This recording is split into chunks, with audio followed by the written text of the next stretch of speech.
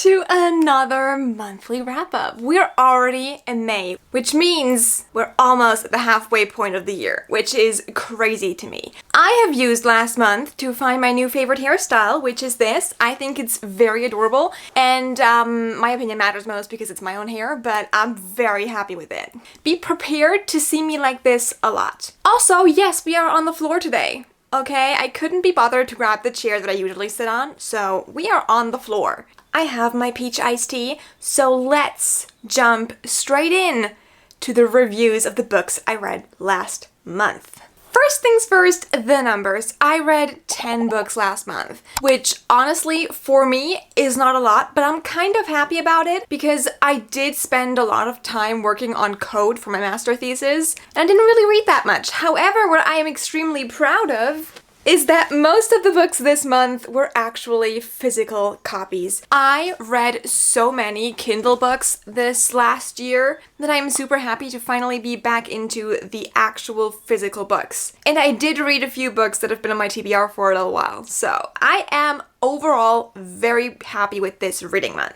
We have a few fan favorites here this month and books that I was extremely excited about, so I'm not going to beat around the bush too much, but I'm going to tell you about the book I liked the least of this month before I talk about anything else. Love Letters to a Serial Killer. Okay, I had high hopes, but this was not the book for me. The author, Tasha Coriel, she writes a lot of poetry, and this is like her first book that she's written. If you are really into literature, this might be a book for you, but I'm not. I'm into reading for funsies and the vibes only. And this didn't hit the vibes. I'm so sorry about it. The idea behind it sounded so good. In this book, we're essentially following our female main character while she starts to get obsessed with an accused serial killer and starts writing him letters, love letters, and other letters, generally just letters. And this is kind of like the story. If you really are into thrillers, maybe this is one that you will enjoy. I don't know, because if you are coming from the romance perspective, I would personally say this is not for you, for us, because she is just so annoying. She is the most annoying character I have ever come across. Like, I could not relate to her at all. She was just annoying me the entire time. The plot twists at the end, I was anticipating from, like, the beginning of the book. Overall, I'm just not happy with it. And that's fine, right? It's not a bad book. The writing itself was actually really good. So if you like complex writing, maybe the book for you. If you're here for quirky romance, no. I was hoping that this would go more into the romance direction, but it wasn't. And that's just fine. However, I think I rated this a 1 star just because I didn't like the book. And I feel like I have the right to do that, so that's fine. And honestly, I don't want to spend much longer on this book because I didn't enjoy it, so let's move on to books I actually enjoyed because the rest of the month went really well for me. The other book that wasn't really my favorite, but it was still alright, was the Kasanova. Kasanova, I don't really care, but this was a mafia billionaire romance. I have to look this one up because I don't remember anything. Weirdly enough, this one was the 3rd book in a series out of which I'd already read the first 2 books. I never got to the 3rd, whether that was because it wasn't out at the time or because I just didn't enjoy the rest of the series, I don't know anymore. But this is kind of like a workplace romance where she's working for his company. I think she's in IT. He's a horrible boss, and then suddenly one day she's wearing a dress and he starts being obsessed with her. Also, they write each other's secret emails from their like dating profile that they both set up anonymously. Don't do this at home, okay? If weird people text you and you don't know who they are, block them. I'm being too negative about this, but honestly, this one was good for what I needed it to be, which was a fun time and a distraction from work and people. So I'm thankful that I found it, but honestly, not sure if I would actually recommend the book. I then went into another mafia romance. Who would have thought? My answer to stress is mafia romance or monster romance, but Anyway, I read this book, which is Twisted Devotion by Rhea Knight. This book, I read this yesterday. Today is the 1st. It's the Sunday I'm filming this. This book was fun. However, from the fact that I read it yesterday and I barely remember anything, we can already guess how my rating's gonna look. This is kind of like a marriage of convenience situation, kind of like arranged marriage, mafia thing. We all know how this story goes, okay? I don't remember much about it, which is never a good sign. What I do remember is that she is supposed to spy on him. As a reward, her brother is supposed to then let her out of this whole family mafia deal, which she actually doesn't really want to be part of. So she then agrees to marry the other guy, right? Her new husband. And he is, weirdly enough, very kind and very loving towards her. That was kind of this book. I'm also not gonna elaborate much more on it because honestly, I don't think I can. Now let's get into all the books that I actually really did enjoy, because there are a lot and they are all here, with one exception, but we're gonna come to that when the time is ready. First up, let's start with one book that I was hoping to actually finish. This series, the Kingdom of the Wicked series, it has been on my TBR for years. Like, I don't know when this book came out, but I got it the second it came out, which is 2022. So this book is already 3 years old, and I have been sitting on it. This was a little tricky to get into because, well, of course I remembered some parts of this story, but not everything. And it's been 3 years. You can already guess how my scatterbrain dealt with this. But actually, I managed. I went back into it, and I absolutely adored the plotline. I was having the time of my life reading this. I remember why I like her books so much. Carrie Maniscalco writes amazing books. Literally every book so far of hers that I've picked up, which is this series, and Stalking Jack the Ripper series, which also amazing, I loved. That's your sign to pick up one of her books if you haven't already, or to finish the series if you haven't already. I enjoyed it. About this series, we are following the concept of the 7 princes of hell. So each of these princes is like one deadly sin. In this case, we're following Amelia, who summoned in the first book. I'm not gonna tell you what happens in the third book. You shouldn't know about this. I'm not here to spoil the book for you. But Amelia summons the Prince of Wrath, right? She summons him because she's a witch, because her sister Victoria died. She was found with her heart missing, she's dead, and now she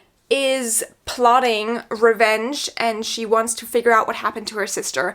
And this is the journey of that. Things go off the rails. The fantasy in this is so much fun. I actually really enjoyed our characters, and honestly, I enjoyed Wrath so much. Wrath is fun. He might have anger issues, but so does our female main character, so they're made for each other. Reading this made me realize why I loved fantasy so much, and that's always a good thing. This was amazing, this was fun, and if you, like me, pushed this book off for ages because you were hoping for it to be good but you were scared, I can tell you that it was good. It was very good, and you should pick it up. And if you haven't read the first book in the series, maybe you should pick up the entire thing. Just buy all 3. There's no need to just buy the first, because each of these ends with a cliffhanger, so you need all 3 books. Believe me, trust me on that. I'm just gonna go to the second fantasy book, and the only other fantasy book that I read last month. Ta-da! It was a thicker one as well. This is One for My Enemy by Olivia Blake. Now, Olivia Blake you might know from writing the Atlas 6, which I read, and I never finished the series. I read the first book as an ARC when it came out, right? I went on NetGalley in my ARC phase when I was still a bachelor student and didn't have so much to do. I read the ARC of the first book, and then I never finished the series. This, however, is a completely different book. It's a standalone fantasy about witches. Essentially, it's kind of like a Romeo and Juliet situation where we have 2 witch clans who absolutely despise each other because of some backstory that we're learning throughout the story, and I'm not gonna tell you about. But they hate each other. And then we have the 2 youngest kids of both these families who accidentally meet in the streets, right? They meet each other and they immediately have a connection. But then his family tells him that he's supposed to spy on her, and her family is like, you can never trust his family. So overall, it's just a struggle, and it's their love story. But it's also the story about her oldest sister and her ex-boyfriend, which is the eldest son of the other family. It's all like one big meddling family tree. But I had a great time reading this. I liked this a lot, mostly because there was so much death involved. It's a very fun and good time, and I enjoyed most of this book so much. There were a lot of drugs involved, though, because that's like kind of the witch's job. They make like potions and then they sell them to the humans so that they can make money off of them, which I think is a fun concept. I would probably also do that if I were a witch, but I'm not. If I was, I wouldn't tell you though, because that kind of defeats the purpose of being a secret identity.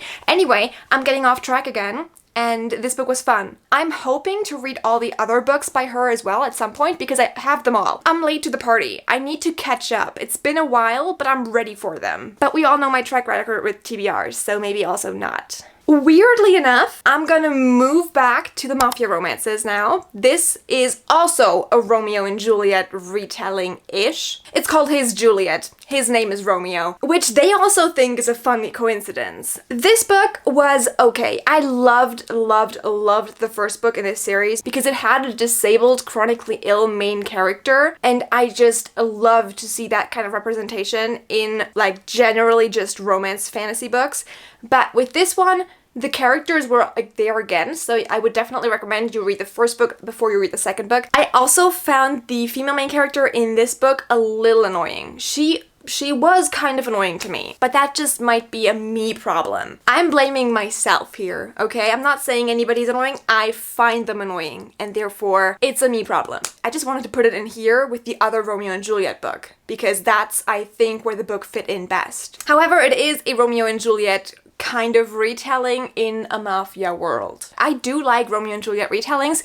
They always come with this thought of, are they gonna survive the end of the book? And I'm not gonna tell you because that would be a spoiler from me to you for each of those books that I just told you about. Not gonna tell you if they make it. You're gonna have to read them yourself. Sometimes a little heartbreak is good for us. Let's move on to, this is not at all related to Romeo and Juliet, but it is a historical romance. I read The Mismatch of the Season. I do love myself a good Regency era romance, and this one just was a fun one. I enjoyed it a lot. This is a young adult book, and this is a really, really young adult book. Like, I think, if I remember correctly, there was not even a kiss. Like, young adult, doors closed. There are no doors because nothing is going on. That's the kind of book this is, but I had a great time reading it. I read this as a coping mechanism because I felt myself going towards a complete meltdown, and I read this book like it was my religion, okay? I sat down, did not put it out of my hand.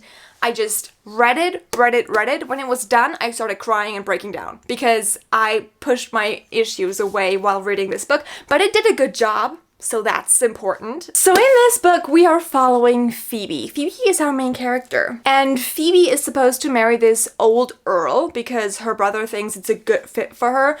However, Phoebe does not think that. So she dresses up as a boy and she runs away from home. On her escape, she also meets this other guy who's kind of more in her age group and who she cannot stand. They can't stand each other, they hate each other. Something's weird, but at the same time, this is kind of her going on an adventure, and it's fun, and I liked it.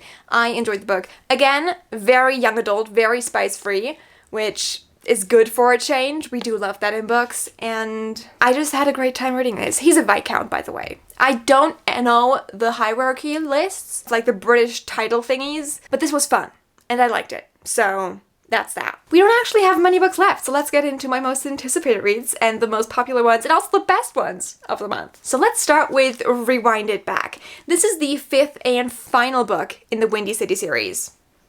I can't believe it's over. I can't believe this was it, that this is all we get. I think we're gonna get a novella about the dad, Monty. For now, this is it. We are done with these characters. Of course, Liz Tomford already teasered a new spin-off series because she introduced a girl and her 3 athlete brothers. Excuse me, I want to read that. If that wasn't already in the cards, I would be very interested in that. Honestly, I would sign up for anything that Liz Tomford reads. She's like one of my auto-buy authors. Everything she writes, I read it. right? I would put this in my cereal in the morning and just eat it every single day. So anyway, this is again another sports romance, another hockey romance. This one is about Rio, and it is a second chance romance. So if you're not into a lot of heartbreak and a lot of feelings, this is not the book for you. If you love big feelings and heartbreak and also your heart being slowly mending, this is for you. I absolutely love this. I rated this a solid 5 stars just because it was so much fun. I absolutely adored Rio. He's a romantic, alright? And years ago when he was a kid,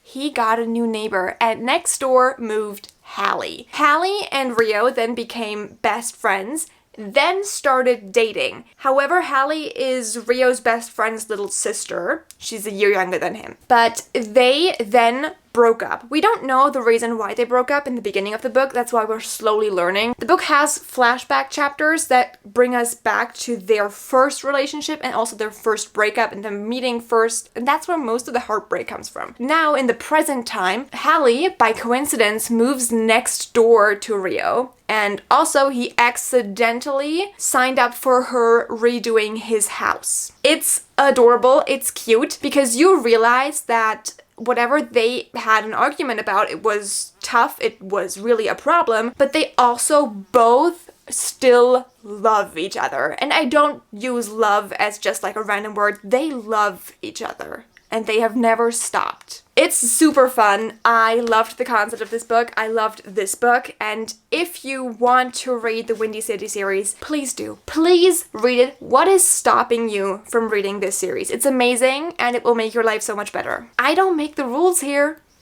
That is Rewind It Back. Now let's talk about Wild and Wrangled by Laya Sage.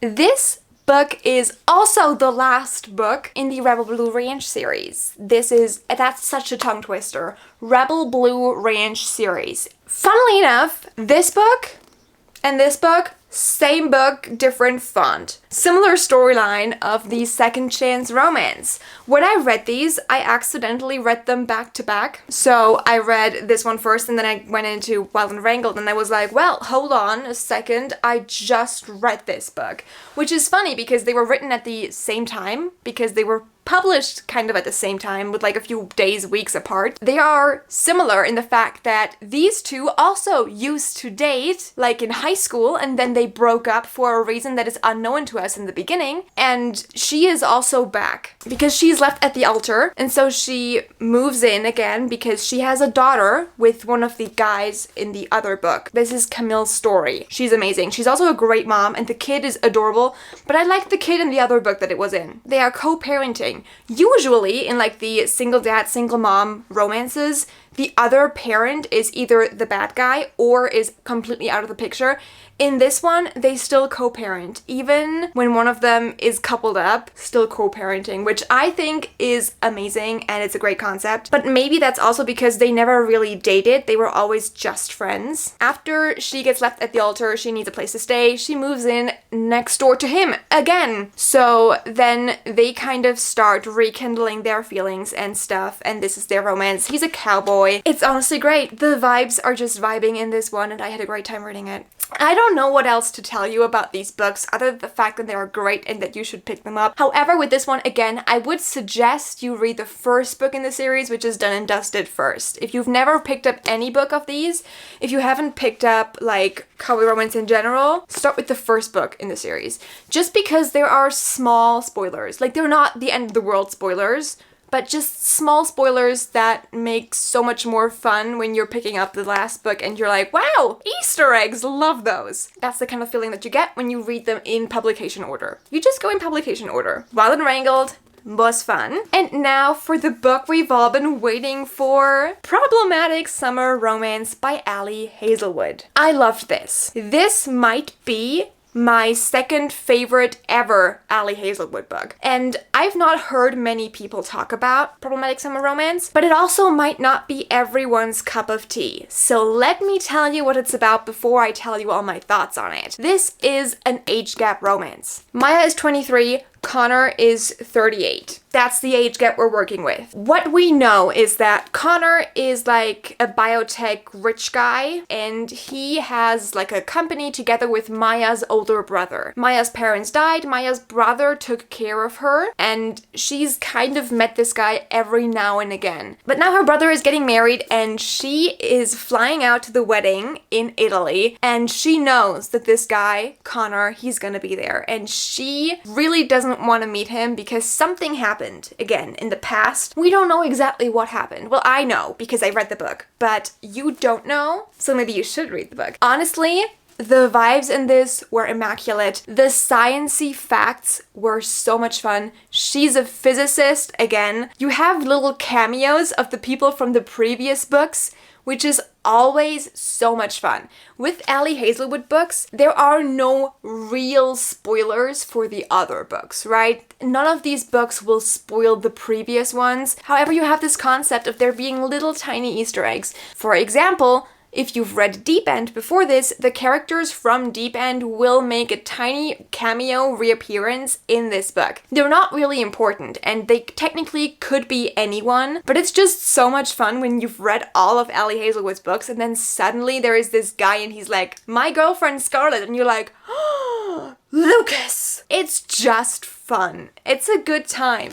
So anyway, Problematic Summer Romance, in my opinion, was really good. Mostly because it's just written so witty and so fun. I related to this character so much. She's fun and she's clever and she knows what she wants. What I also liked about it is that the age gap was actually a big part of the plot. I don't like big age gaps in books where there is no reason for them being with such a big age gap. For example, I've read mafia romances mostly where he is like 20 years older, but it's mentioned once and then never again. In this book, them having like a very different age is the biggest problem in this. And it's the problem that they have to overcome in order for them to actually be happy with each other. So I think that Ali did a great job. If age gap romance isn't for you, this book will not be the book for you. However, if you really don't care, read it.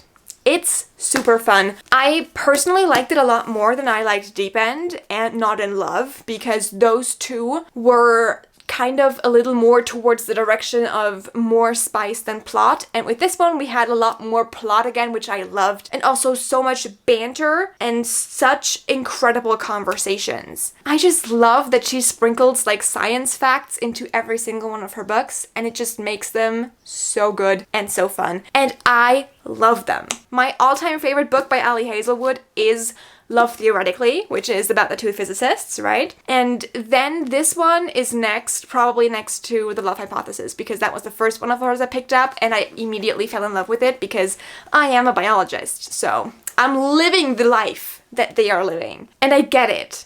I really do. So I just felt right at home with all the science jokes and all of the banter and all of those clever conversations. I love this. I could go on and on for days about how much I enjoyed Problematic Summer Romance. So that was it. That was my month of May. I think I read a couple of very good books that I had a lot of fun with, and I really hope that your reading month was also amazing. As always, please tell me about your favorite book of last month. I would be super interested in reading all about it, or even reading the book if I haven't so far. I always love to find new books that I can dive into and add to my ever-growing TBR. As always, if you enjoyed the video, please remember to leave a like and subscribe if you don't already, and I will see you for the next video that I make. Goodbye and have an awesome day. Sitting on the floor really isn't good for my knees. Like, they hurt a lot. Also, I'm wearing cupcake socks. This one has little cupcakes, and this one is one giant cupcake. I do love fancy, funky socks. If you haven't already, this is your sign to hydrate. Funnily enough, I told my therapist I have a drinking problem, and she was like, ooh, that's not good. And I'm like, well, I don't drink enough. And she looks at me and she's like, please don't ever call it a drinking problem again. And I was like, oh, right. Drinking problem. I have a problem of not drinking enough fluids. That's the drinking problem I have. But anyway, I'm gonna go back to drinking now. Put all those books on the shelf, find some space. It's full. You can already tell it's full. But anyway, I'll see you soon. Bye!